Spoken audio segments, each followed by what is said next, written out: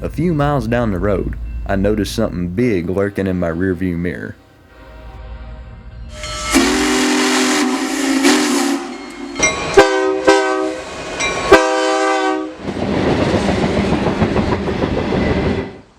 Today, we're in Silvis, Illinois, home to the famous Silvis locomotive shops and a large Iowa Interstate rail yard.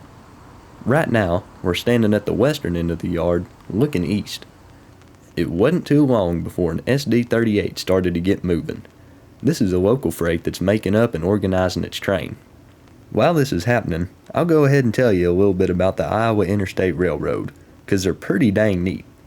Iowa Interstate was formed in 1984, just a few years after Rock Island went out of business.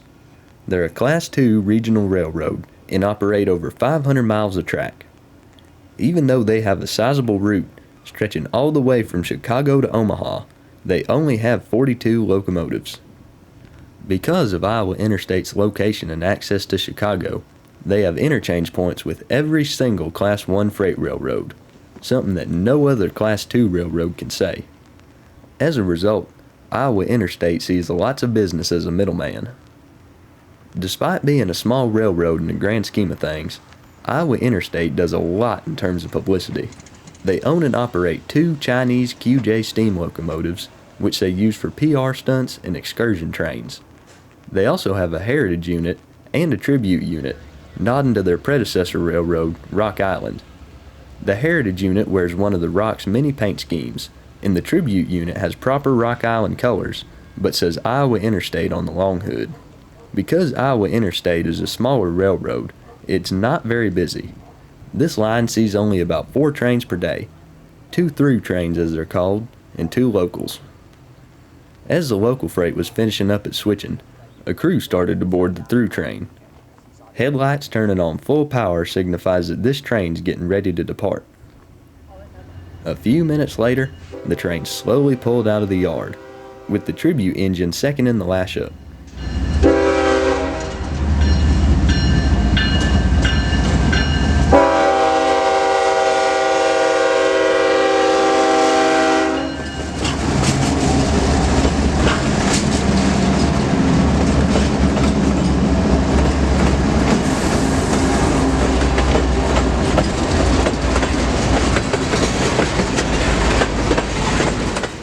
If you're wondering why this footage is shaky, it ain't 'cause of the wind, and it ain't 'cause I'm touching the camera.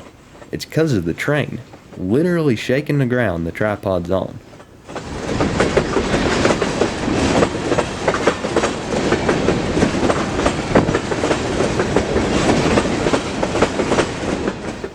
One interesting thing to note is that a good portion of the crossings here are paved with wood. However, they ain't holding up so well after years of cars and trains passing over them. This might not have been the longest train, but it had some of the coolest boxcars and hoppers out there. The first unique car we see is a C&W hopper, now sporting IAIS reporting marks.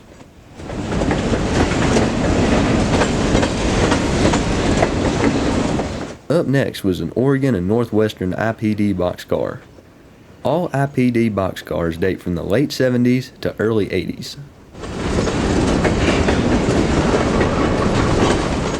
Further into the train, we see more IPD boxcars. The first one is former Seattle North Coast, and the second one is former McLeod River Railroad. Both of these boxcars are an extremely rare sight.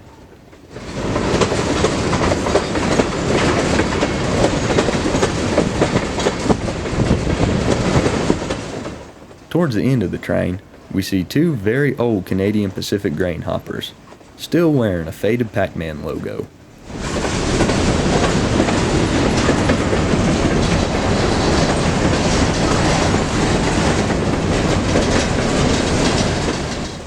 Just when I thought there couldn't be any more surprises, 2 more IPD boxcars rolled through. The first one was another Oregon and Northwestern, but the second one faintly read Galveston Wharves on the side. I think this boxcar takes the cake for the most obscure railroad featured today. Once those boxcars passed, the end of the train wasn't far behind, and it soon passed as well.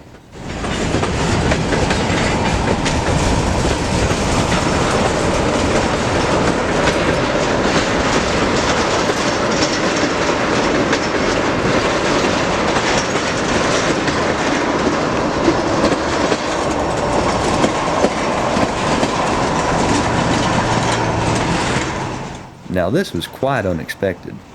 Almost immediately after the through train left, the local freight started to pull onto the main line. I'm almost certain that the crew of this train can see the end of the mixed freight ahead of them. Since Iowa Interstate doesn't use PTC on their home tracks, clearance between trains isn't an issue. As long as the two trains are communicating through radio and letting each other know how far ahead or behind they are, everything's good. The track speed is also very slow, so if a problem arises, both trains can stop quickly.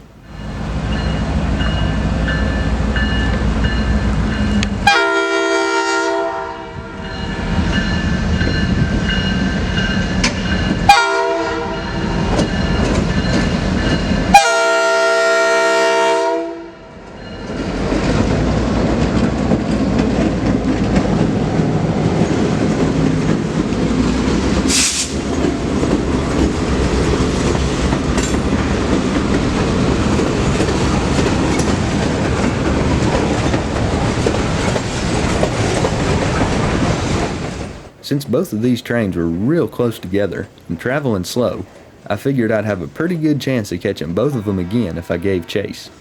So once the local freight left, I jumped in the truck and got going. A few miles down the road, I noticed something big lurking in my rearview mirror.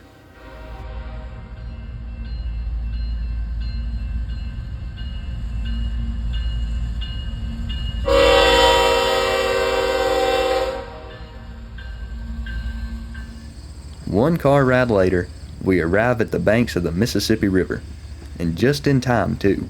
This through train's headed west to its namesake state.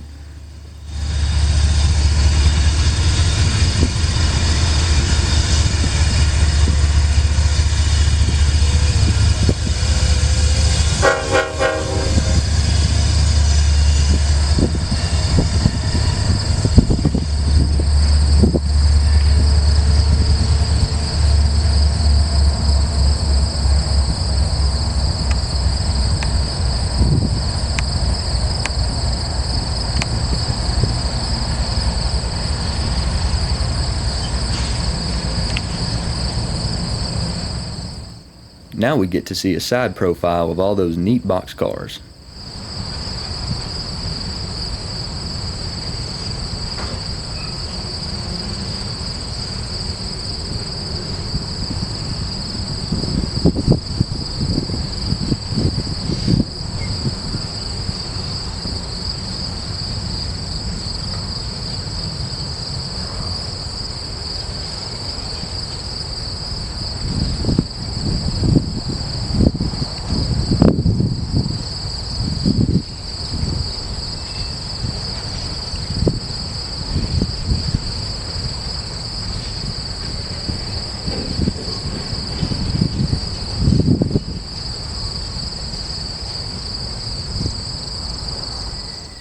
The boys over at Virtual Railfan would be proud of this one.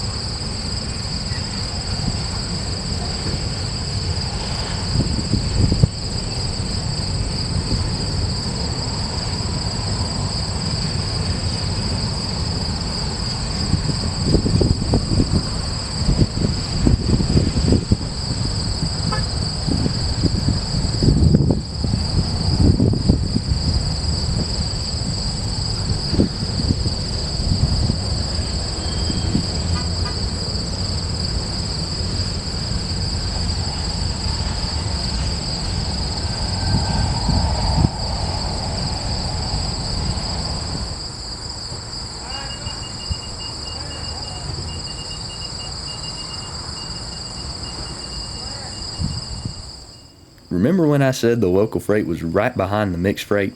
Well, check this out.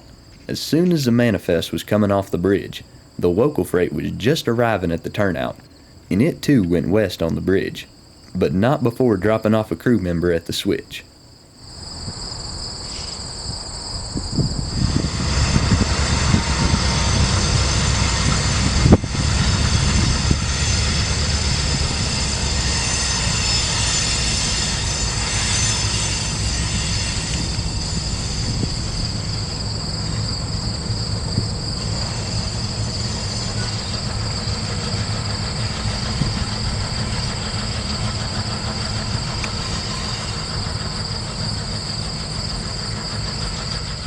After pulling halfway onto the bridge, the local came to a stop.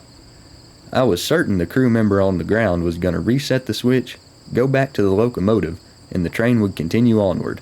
But no. The train started to shove back into a small yard to do some switching.